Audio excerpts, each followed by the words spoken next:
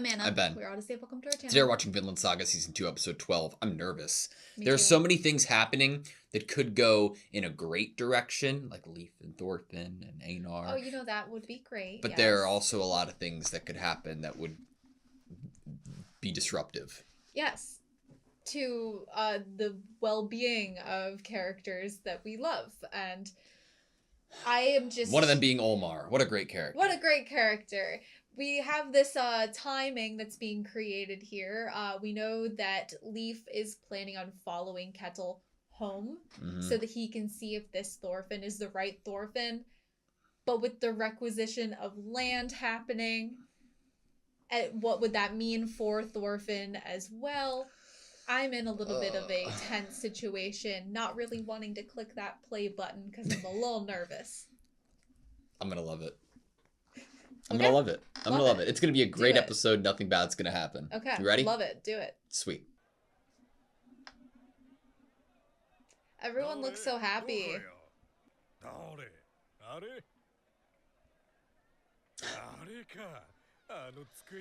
For Lost Love.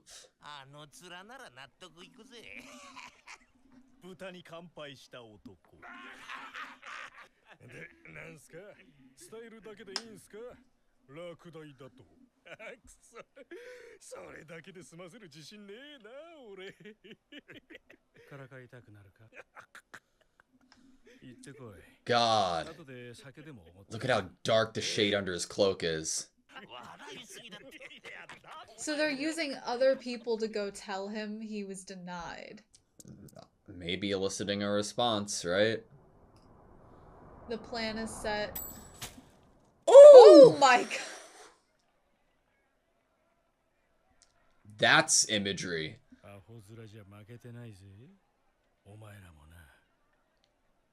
They're all pawns. This has easily become one of my favorite openings of all time. Like, just like song alone. So much of this imagery makes sense now.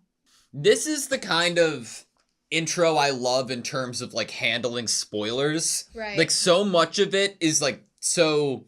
Like, it's just all imagery. And it's like artfully done. Yeah. Where it doesn't unlock or become as powerful as it ends up being until you furthered in watching the show. And it doesn't truly click over what it is actually trying to convey until after we've seen it. Now it's like, oh my god, I can appreciate it even more than before, you know, the intro itself. Here we go.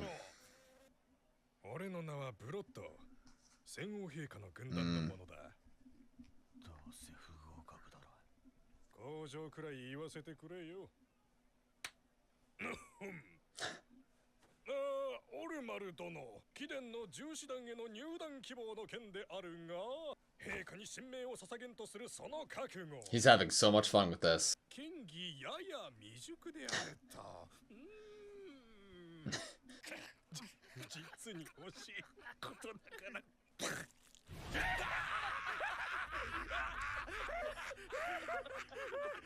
front of everyone.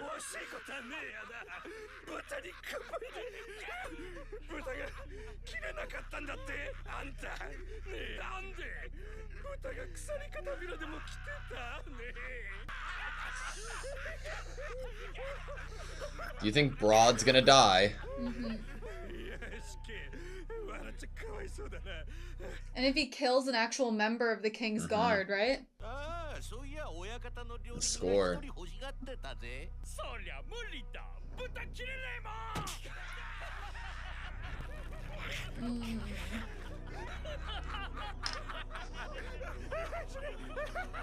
I'm dying. What a great line there.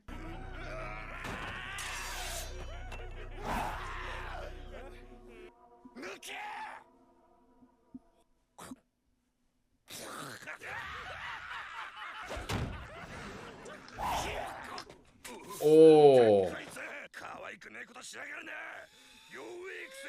God, look at his expression. Broken him. Oh, Thorgil. What's Thorgil gonna do? Are we using the whole family? Like, Thorgil's probably even a pawn here. God, he's...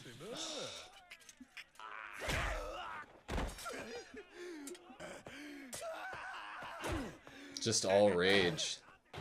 It's like Thorfinn Season 1, going after Askeladd. But obviously Olmar is nothing in terms of sword skill. To top that with the lack of composure. Oh. He's just using his fist. That's how pathetic, right? Thorgil.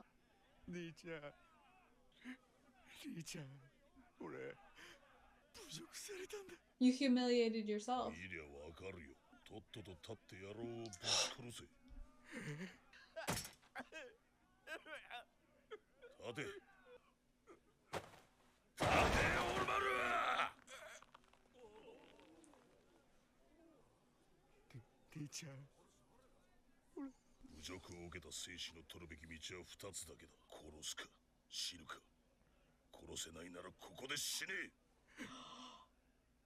And he's not gonna save you.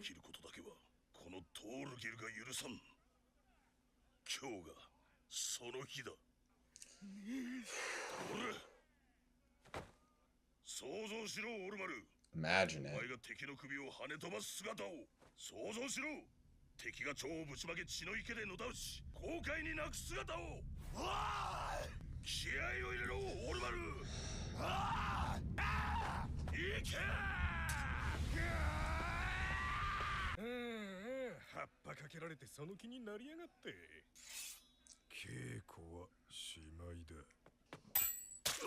Oh!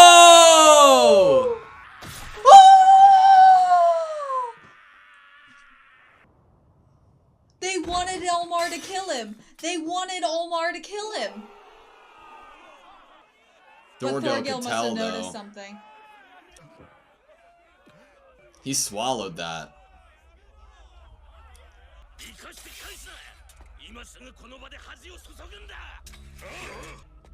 Thorgil.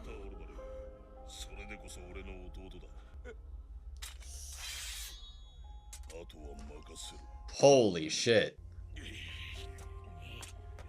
Are they even gonna step up? Oh my god! Jesus! They're using the brother's bloodlust and the younger brother's, like, reckless behavior. Both of them were predictable. This isn't what you thought it'd be, is it, Olmar? Oh!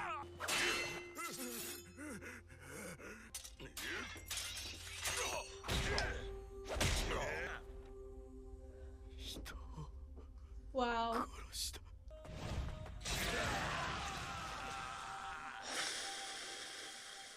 What a shot. Jesus.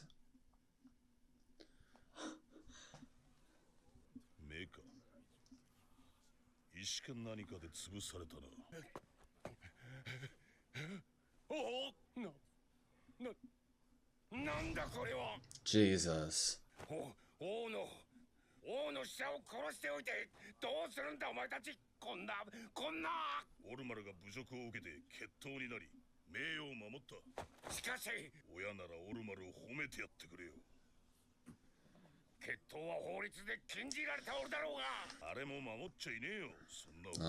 No one cares about that law.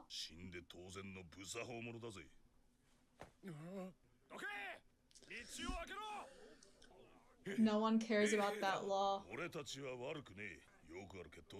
Happened all the time beforehand. Normally we wouldn't be punished.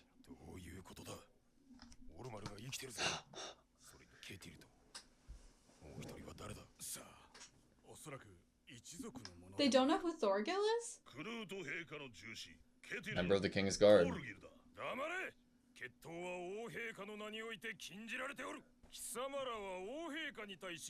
Oh, fuck. The shame is, like, without this manipulation behind it, Thorgil would have been right. Right?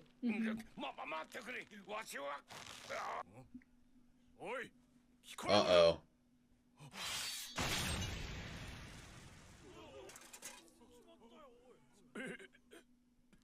Oh, shit. Oh, shit. This is not what... Is this what they planned?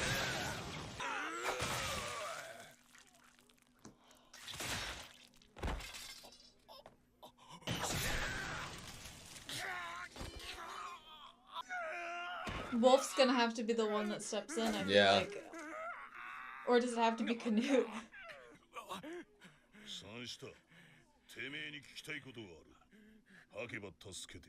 Is it about the plan?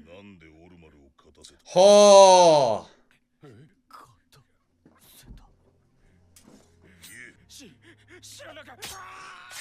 Oh! Holy shit. Everybody's hearing this.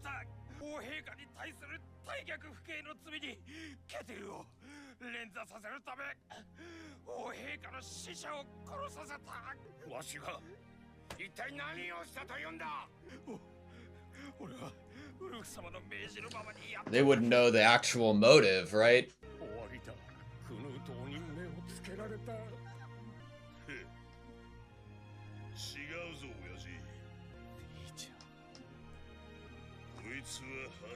This is the beginning.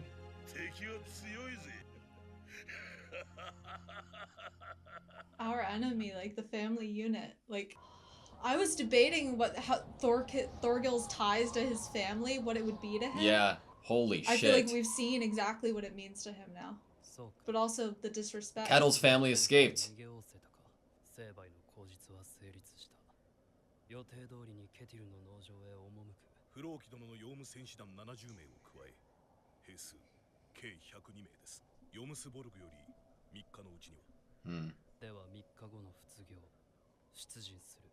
And how long's the journey to the farm? Like 4 days?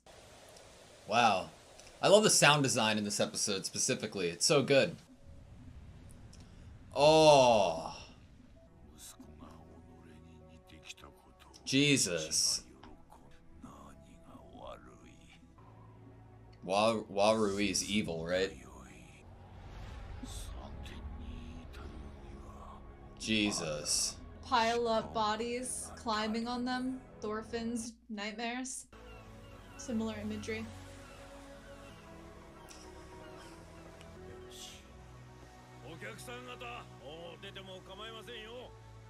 Did they Leaf stole smuggle them? Wow. Leaf's willing to do anything to find the real Thorfinn. Leaf's so fucking cool. That if it's the real Thorfinn, he can have him.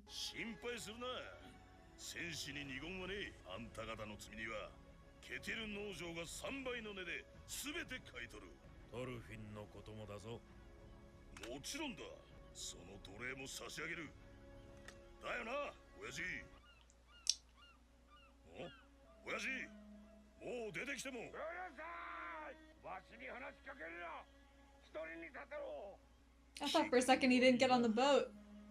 Me too. And like wanted to atone. Wow, look at Omar's face.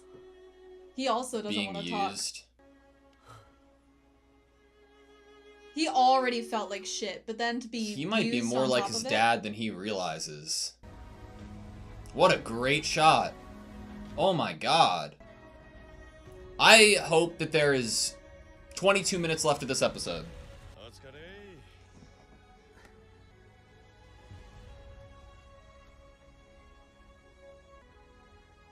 I have chills.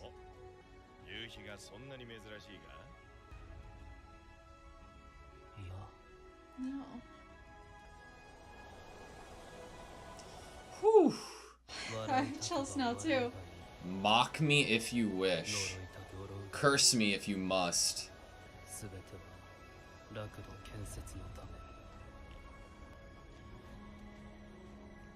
They're staring at the same. All for lost love.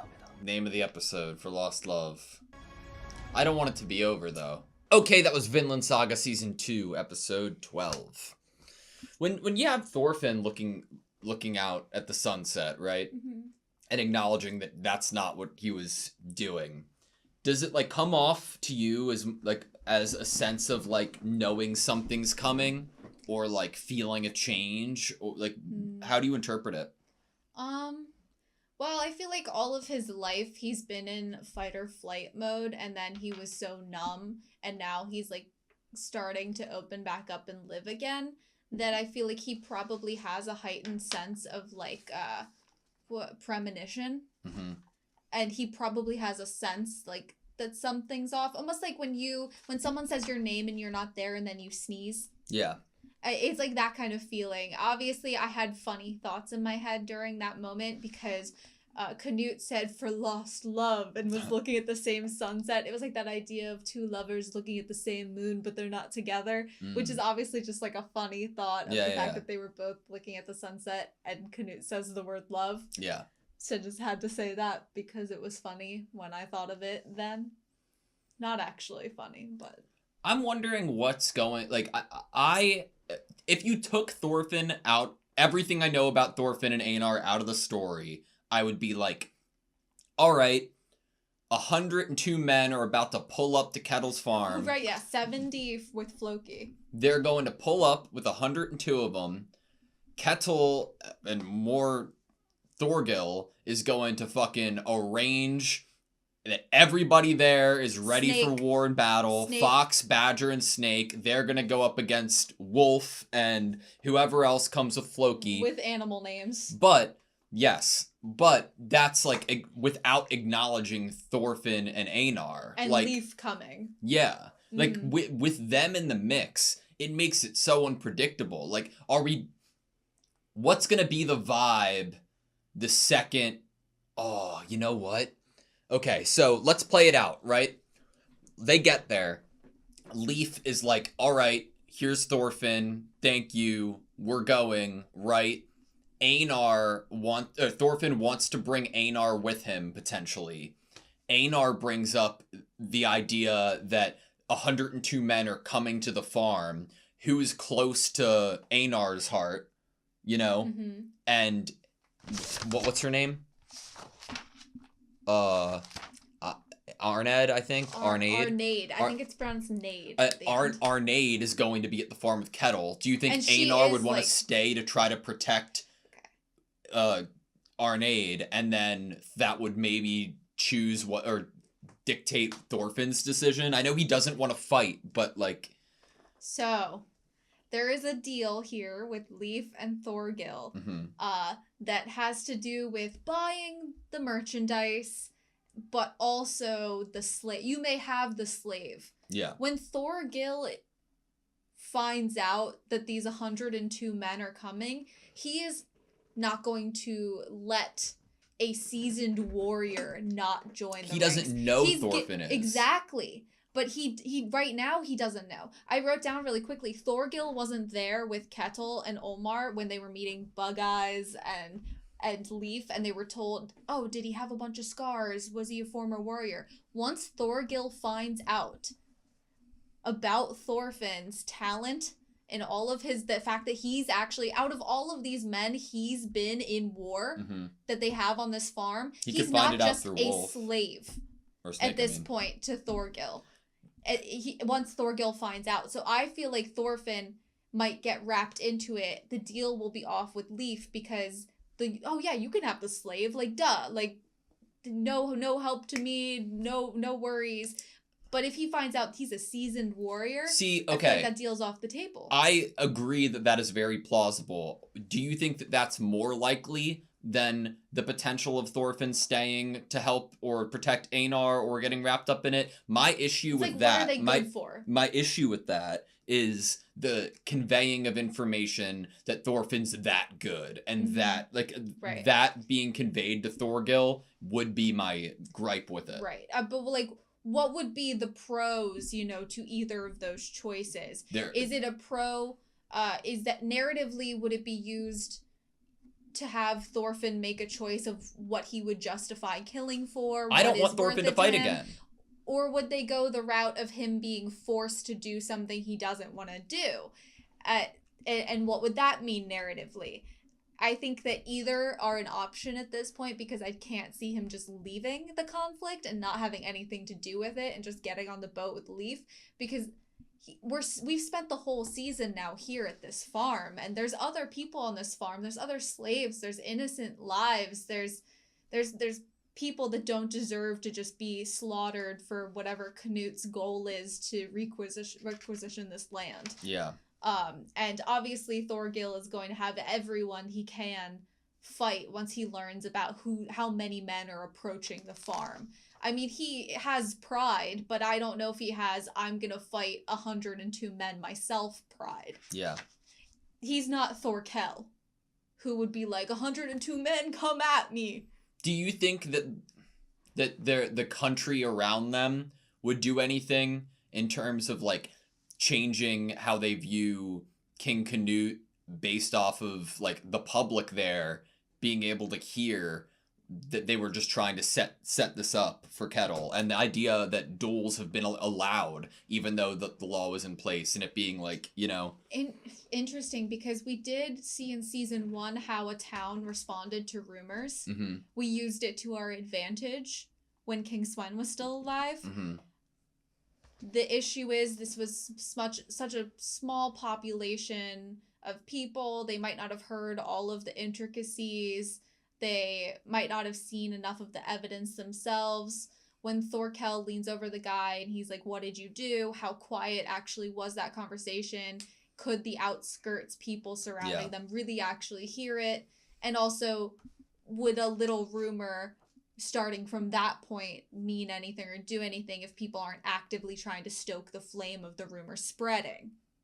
Ridding the world of war and slavery. Like, I don't want Canute to fight, or sorry, I don't want Thorfinn to fight unless there is a way that he is able to look at it as it being part of his newfound, like, cause or perspective or point of view, you know? Right. He can't undo the burden that he is carrying. He can't wish that away anymore. He has to carry it with him, and whatever choices he makes going forward in the future have to be whatever this type of man and person that he wants to be. They're really informative to who he is, and I don't want to see him fight again, but as a viewer, I wouldn't be angry with having him fight again if it was that he found a justification for violence, and that is in self-defense and protection of others. It will just break my heart if he's forced to do it. Yes. I'd rather him out of the two options of, like, Thorgil making him and being like, no, you're not going with Leaf, you're still our slave, I'm on it, like, stopping the duel, to him choosing to stay with Einar. Do you think he'd do it? That's my thing. If Thorgil made him stay, do you think Thorfinn would fight, or do you think he'd be like, I'm not going back to that and I'll just get killed? Like, it's hard. Because what would he actually do once he's on... If Thorgil forced him, what would he actually do once he's on the battlefield? Would he just, like, stand there, you know, he's against violence, he'd just die right away? That's a good point to bring up. I feel like in order to have him fight for you, if it's being forced, it would need to be forced with, like, heavy coercion, heavy consequences. Like, look, we have we're trying again with that replication of putting a sword to Einar. Are you gonna do anything? Are you gonna be like, leave him alone and just deal with me? Like, if I didn't care for Thorfinn as much as I do, I'd be like, fuck yeah, Floki's coming. He's the person who initially in the prologue set his dad up for death. Yeah. He was the messenger there. Let Thorfinn, like, fuck up Floki. But I just care way too much about Thorfinn, man. Man, that from Wolf and the coin, watching that go into that dude's eye. The, like, random guy, like, who even was that? Which guy? The guy that did Broad? Did the coin into the eye. That wasn't Wolf because he didn't have the scars on the head. It looked like Wolf. And we saw him use the coins with the butterfly. Yeah, but he didn't have the scars on the head, so that's why I didn't think it was Wolf. I thought it was. Hold on, let me go back and look. But it was so fucking well done, because the second you saw it, I was like, it felt like there was something in my eye. You know what I mean? Right.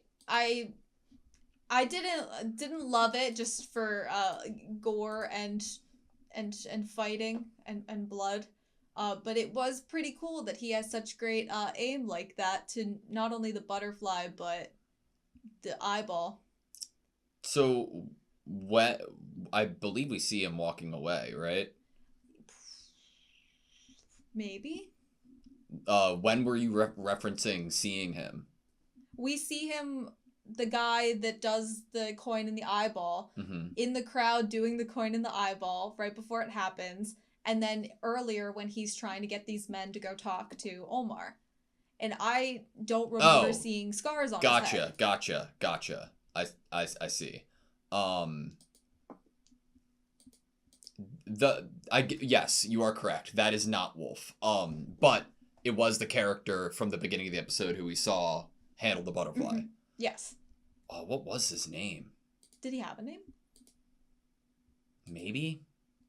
I don't remember. He's very strong, whoever he is. He's obviously he is trusted enough to know more about the plan because he is trusted with like some of the bigger jobs of the plan, which is to not only pick the men that are gonna go talk to Omar and what to say to them to get them to be riled up, but also to be the one that puts the coin in the eye and makes it. So Omar, wait. Omar was supposed to die. Omar was supposed to duel, and they assumed he'd die, I thought. Right. So then why did this man shoot the coin into Broad's eyeball if they assumed that he would die? Did they just assume, they needed Omar to kill the first man so the other 4 men would kill him? Okay. Gotcha. The response was much greater. Their response would be, yes. Man, I wonder what Omar's thinking right now on the boat, because it's like, obviously this glorification of what this life would be is seemingly so far from what the reality of him killing a person is. Like, we got a really, really great shot of Omar in devastation and blood, covered in blood, saying, "I killed a man," and behind him was Thorgil continuing killing. It was fantastic. Crazy. But just that, it completely shocked his world and flipped his world upside down. Everything he ever thought, I think it would be, was out the window. I think that Omar might be more akin to Kettle than he realizes. I wonder, in terms of planning for this, what they thought Thorgil's actions would be and where they thought he'd be in this moment. Because it's obvious that they didn't account for him joining in on this duel with Omar. At least I don't think it mattered. The Kingsguard showed. Well, Wolf seemed to think he was pretty impressive, so I don't think Wolf would have sent all of those other Kingsguards that couldn't actually beat him. And then they're like, oh shoot, they escaped. They weren't supposed to escape. No, I'm saying, like, I don't think it mattered in the sake of, I don't think they talked about it. Like, it was more like, no, we're doing this to frame Kettle. And so that we have a reason to arrest them. Period. But then there's, like, that's the lack of foresight of, Thorgil is a part of the King's Men and he's very strong. You're Canute. What's the worst that can happen? I'll get one of my stronger men to kill him if I have to. True. It's not that big of a deal. It's not like he cares too much about losing men that are willing to duel in this fashion. Yeah. Obviously, like, duels, that's so crafty of Canute to be like, okay, well, this has always been a law, but everyone thinks that it's not enforced. And then we're just going to come out and enforce it. But it's not weird because it's always been a law. So what do you mean? That was my reasoning to thinking that there could be some type of uprising or unhappiness, because the way of life is very sacred. Like, regardless of laws, they haven't been put into effect, and that hasn't trampled over what these people deem respectful for their own lives. What you do when you're getting insulted. Yeah. But, I mean, it's better. Canute has more protection here for enforcing this because it was already a law. Yeah. It just was kind of like, oh, well, if you had good reason, then we're gonna turn a blind eye to it. Do you think that Thorfinn would try talking to Canute, or they wouldn't even get the chance until it was... I still don't even know if they're ever gonna have a conversation in this series. Canute's on his way to the farm that Thorfinn's at. I know, but I don't even know what that would look like, if it would be more than just a glance at each other, what type of reunion they'd really Okay, have. no, like, okay, under the guise of, oh, Kettle, you've been very, like, grateful to me, even though I'm your slave, and this person I used to know and have a connection with is wanting to do this to you and penalize you. Maybe I could talk to him about it. And, like, try to get him to calm down. Or or spare you or something. I don't know if he'd do it for Kettle's sake, but he might do it for Einar's sake. But in a roundabout way, like, you know. No, like, I meant, like, but directly. Yeah. I don't know if I think he'd maybe choose to do it more so because it would be protective, especially with how he learned how he should have been responding to the wheat being destroyed with Einar and all the hard work they put into it. He's basically getting a second test of what that'll be like, of their hard work being taken away from them or destroyed, or making it meaningless. Yeah. That they put all that work into something. And he has grown through Einar to realize the importance in that hard work and how that's precious and should be protected. And I could see him possibly like, oh, well, if I'm not going to go with violence, then what's the next way that you try to get what you want is to talk to someone, is to try through your words instead of your sword or your fist. God, hearing Canute talk about his utopia. See, the visual of seeing his dad, King Swen, is terrifying, like, sad, and disgusting. This, and then the last episode we saw it too. Like it, I don't know, the creepiness it elicits is very perfect for the emotion and feeling that they're conveying. I'd agree with that. It is definitely creepy. I definitely don't like it that much. I like it for what it is for the show, but, like, I don't want to see it in my nightmares, is what I mean by that.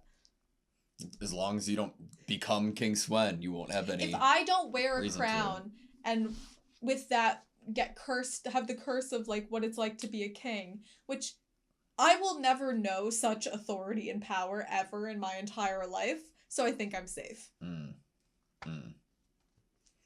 Man, I'm so afraid of anything of what's gonna come with Thorfinn. You would think we would have been so excited with the fact that Leif is on his way. In this perfect world where we hadn't seen what comes to be with this plan being planned in last episode, I think that we would have been operating right now like, yay, Leif's on his way with Kettle. They have a deal for Thorfinn. This is great. Oh my gosh, what's that reunion gonna be like? What's Leif's reaction to Einar gonna be like? Especially because, like, they've met before. Was the name Thorfinn brought up at all to anybody other than the family of Kettle? I don't think so. No. Like, and Leif, right? No. It doesn't seem like Leif's men are with him, but I don't think that would be leaked anywhere. I was trying to think of any type of, like, way that they'd expect, like, Canute's forces would suspect Thorfinn being there before it happened, but I don't think it exists. Luckily, no. All right, well, that's all I have you. Yep. Thank you guys so much for watching this video. Please like, comment, and subscribe, and we hope to see you next time.